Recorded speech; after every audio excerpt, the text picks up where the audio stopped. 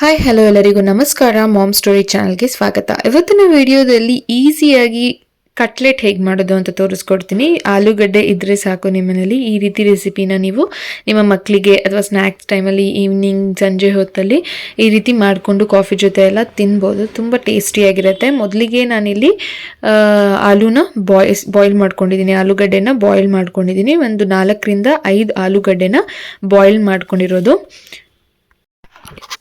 ಈ ರೀತಿ ಚೆನ್ನಾಗಿ ಕೈಯಿಂದ ಸ್ಮ್ಯಾಶ್ ಮಾಡ್ಕೊಳ್ಳಿ ಅಥವಾ ಸ್ಮ್ಯಾಶರಿಂದ ಕೂಡ ಸ್ಮ್ಯಾಶ್ ಮಾಡ್ಕೊಳ್ಬೋದು. ಈ ರೀತಿ ಚೆನ್ನಾಗಿ ಸ್ಮ್ಯಾಶ್ ಮಾಡ್ಕೊಂಡ್ಮೇಲೆ ಇದಕ್ಕೆ ಉಪ್ಪನ್ನ ಸೇರಿಸ್ತಿದ್ದೀನಿ. 1 ಟೇಬಲ್ ಸ್ಪೂನಷ್ಟು ಉಪ್ಪನ್ನ ಹಾಕ್ಕೊಂಡಿದ್ದೀನಿ. ನೆಕ್ಸ್ಟ್ ಪೆಪ್ಪರ್ ಪೌಡರ್ 1 ಟೇಬಲ್ ಸ್ಪೂನಷ್ಟು, ಚಿಲ್ಲಿ ಪೌಡರ್ 1 ಟೇಬಲ್ ಸ್ಪೂನಷ್ಟು, ಕಾರ್ನ್ಫ್ಲೋರ್ 2 ಟೇಬಲ್ ಸ್ಪೂನಷ್ಟು, ಬ್ರೆಡ್ ಕ್ರಮ್ಸ್ ನಿಮಗೆ ರೆಡಿಮೇಡ್ ಕೂಡ ಸಿಗುತ್ತೆ ಅಥವಾ ನೀವು ಮನೆಯಲ್ಲಿ ಬ್ರೆಡ್ನ ಪೌಡರ್ ಮಾಡಿಕೊಂಡ್ರೆ ಈ ರೀತಿ ಆಗುತ್ತೆ. 1 ಬ್ರೆಡ್ನ ನಾನು ಇಲ್ಲಿ ಯೂಸ್ ಮಾಡಿದ್ದೀನಿ. ನೀವು ಮನೇಲಿರುವಂತಹ ಬ್ರೆಡ್ನಲ್ಲೇ ಮಾಡ್ಕೊಳ್ಬೋದು. ಇದೆಲ್ಲ ಹಾಕಿ ಚೆನ್ನಾಗಿ ಈ ರೀತಿ ಕೈಯಲ್ಲಿ ಮಿಕ್ಸ್ ಮಾಡ್ಕೊಳ್ಳಿ. ನೋಡ್ತಿದ್ದೀರಲ್ವ, ಈ ರೀತಿ ಮಿಕ್ಸ್ ಮಾಡಿಕೊಂಡು ಒಂದು 10 ನಿಮಿಷ ರೆಸ್ಟ್ ಮಾಡೋದಕ್ಕೆ ಬಿಡಿ.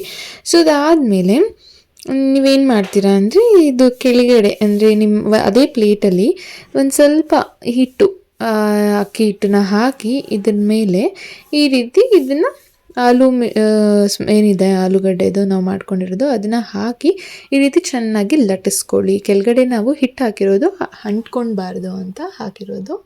ಸೊ ಇದು ಹಾಕಿದ್ಮೇಲೆ ನಿಮಗೆ ಯಾವ ಥರ ಬೇಕೋ ಆ ರೀತಿ ಶೇಪಲ್ಲಿ ನೀವು ಕಟ್ ಮಾಡ್ಕೊಬೋದು. ನನಗೆ ಇಲ್ಲಿ ಸ್ಮೈಲಿ ಎಮೋಜಿ ಬೇಕಾದ್ರಿಂದ ನಾನು ಒಂದು ಚಿಕ್ಕ ಲೋಟದಿಂದ ಈ ರೀತಿ ನಾನು ಶೇಪ್ನ ಮಾಡ್ಕೊಳ್ತಿದ್ದೀನಿ. ರೌಂಡ್ ಶೇಪಲ್ಲಿ ಮಾಡ್ಕೊಳ್ತಿದ್ದೀನಿ. ಇದಕ್ಕಿಂತ ಚಿಕ್ಕದು ಬೇಕಂದ್ರೂ ಕೂಡ ನೀವು ಬಾಟಲ್ದು ಕ್ಯಾಪ್ಸ್ ಇರುತ್ತಲ್ವ ಅದರಲ್ಲಿ ಕೂಡ ಮಾಡ್ಕೋಬೋದು. ನಿಮಗೆ ಯಾವ ರೀತಿ ಶೇಪ್ ಬೇಕೋ ಆ ರೀತಿ ಶೇಪ್ನಲ್ಲಿ ಮಾಡ್ಕೊಳ್ಬೋದು. ಸೊ ಎಕ್ಸಸ್ ಏನಿದೆ ಅದನ್ನೆಲ್ಲ ರಿಮೂವ್ ಮಾಡಿ ನೆಕ್ಸ್ಟ್ ಸೇಮ್ ಅದೇ ರೀತಿ ಹಿಟ್ಟನ್ನು ಕಲಿಸಿ ಸೇಮ್ ಇದೇ ರೀತಿ ಇಟ್ಕೊಂಡು ಮಾಡ್ಕೋಬೋದು. ನೋಡ್ತಿರ್ಬೋದು ನಾನು ಕಣ್ಣಿಗೆ ಸ್ಟ್ರಾನ ಯೂಸ್ ಮಾಡ್ತಿದ್ದೀನಿ ಇಲ್ಲಿ. ಸೊ ಸ್ಟ್ರಾ ಇಲ್ಲ ಅಂದರೂ ಕೂಡ ನೀವು ಕೈಯಲ್ಲೇ ಹೋಲನ್ನ ಮಾಡ್ಕೋಬೋದು ಅಥವಾ ಪೆಪ್ಪರ್ ಇಕ್ಕಿ ಹೋಲ್ ಥರ ಮಾಡ್ಕೋಬೋದು. ಸೊ ನೋಡ್ತಿದ್ರಲ್ವ, ಅಥವಾ ನಿಮ್ಮ ಹತ್ರ ಇದೆಲ್ಲ ಏನು ಬೇಡ, ಈಸಿಯಾಗಿ ಮಾಡ್ಕೊಳ್ಬೇಕು ಅಂದರೆ ಸ್ಪೂನಲ್ಲೇ ಮಾಡ್ಕೊಳ್ಳಿ. ಸೊ ನೋಡ್ತಿರ್ಬೋದು ಸ್ಪೂನಲ್ಲಿ ನಾನಲ್ಲಿ ಸ್ಮೈಲಿ ಎಮೋಜಿನ ಅಂದರೆ ಸ್ಮೈಲ್ ಮಾಡೋ ಥರ ಕಾಣಿಸ್ಲಿ ಅಂತ ಈ ರೀತಿ ಮಾಡ್ಕೊಳ್ತಿದ್ದೀನಿ.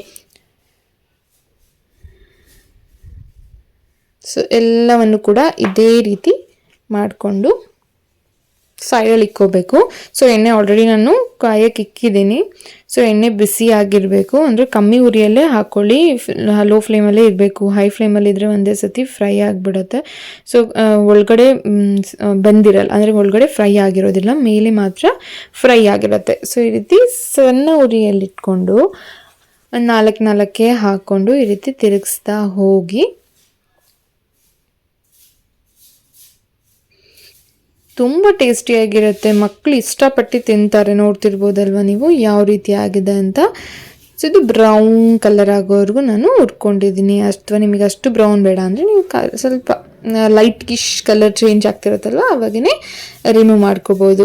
ಇದ್ರ ಜೊತೆ ಕೆಚಪ್ ಹಾಕ್ಕೊಂಡು ತಿಂದರೆ ಸೂಪರಾಗಿರುತ್ತೆ ಈವ್ನಿಂಗ್ ಸ್ನ್ಯಾಕ್ಸ್ ಅಂತ ಹೇಳ್ತೀನಿ. ಸೊ ಖಂಡಿತ ಟ್ರೈ ಮಾಡಿ ನೋಡಿ. ನೆಕ್ಸ್ಟ್ ಯಾವ ರೀತಿ ರೆಸಿಪೀಸ್ ಬೇಕು ಅಂತ ಕೂಡ ನನಗೆ ತಿಳಿಸಿ. ಇನ್ನು ಯಾರೆಲ್ಲ ನನ್ನ ಚಾನಲ್ನ ಸಬ್ಸ್ಕ್ರೈಬ್ ಮಾಡ್ಕೊಂಡೇ ನೋಡ್ತಿದ್ದೀರಾ ದಯವಿಟ್ಟು ಸಬ್ಸ್ಕ್ರೈಬ್ ಮಾಡ್ಕೊಂಡು ನೋಡಿ ಅಂತ ಹೇಳ್ತೀನಿ. ಇದ್ರ ಜೊತೆ ನಾನು ಮಯೋನೀಸ್ ಕೂಡ ಹಾಕ್ಕೊಂಡಿದ್ದೀನಿ. ಇಷ್ಟ ಆದವರು ಮಯೋನೀಸ್ ಜೊತೆ ಕೂಡ ತಿನ್ಬೋದು, ತುಂಬ ಚೆನ್ನಾಗಿರುತ್ತೆ. ತುಂಬ ಜನ ವೀಡಿಯೋಸ್ನ ನೋಡ್ತಿದ್ದೀರಾ, ಬಟ್ ಯಾರೂ ಕೂಡ ಸಬ್ಸ್ಕ್ರೈಬ್ ಮಾಡ್ಕೊತಿಲ್ಲ. ನಿಮ್ಮ ಸಬ್ಸ್ಕ್ರೈಬ್ ಮಾಡೋದ್ರಿಂದ ನನಗೂ ಕೂಡ ವೀಡಿಯೋಸ್ ಮಾಡಬೇಕು ಅಂತ ಆಸಕ್ತಿ ಬರುತ್ತೆ. ಸೊ ದಯವಿಟ್ಟು ಸಬ್ಸ್ಕ್ರೈಬ್ ಮಾಡ್ಕೊಂಡು ನೋಡಿ ಅಂತ ಹೇಳ್ತೀನಿ.